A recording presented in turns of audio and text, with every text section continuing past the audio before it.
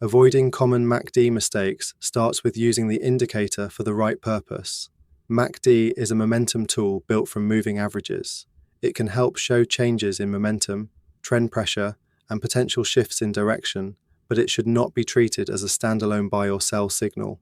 A common mistake is reacting to every crossover. When the MACD line crosses above the signal line, bullish momentum may be improving. When it crosses below the signal line, bearish momentum may be building. But a crossover is only useful when the broader market supports it. In sideways conditions, MACD can produce several crossovers with little follow-through.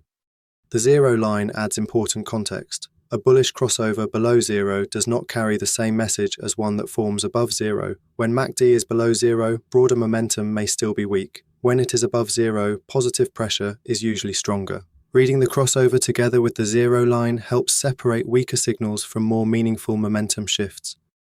The histogram should also be part of the reading. It shows the distance between the MACD line and the signal line. Expanding bars show increasing momentum, while contracting bars show momentum fading. This matters because momentum can weaken before a crossover appears. Another mistake is using MACD the same way in every market condition.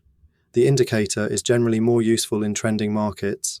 In range-bound or choppy markets, it can react to short-term price changes without a clear trend behind them. This is where support and resistance, price structure, and broader trend direction become important. Settings can also create confusion. Faster settings may react sooner, but they can also create more noise.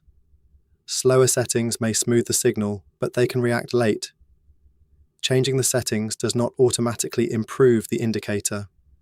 The settings should match the time frame, market conditions, and purpose of the analysis.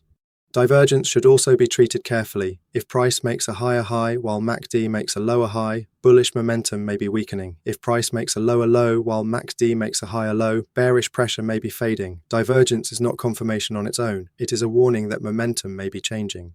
In short, the main MACD mistake is using the indicator without context. Read the crossover, zero line, histogram, and broader market structure together. Used this way, MACD becomes a confirmation tool for momentum and trend pressure rather than a signal to follow in isolation.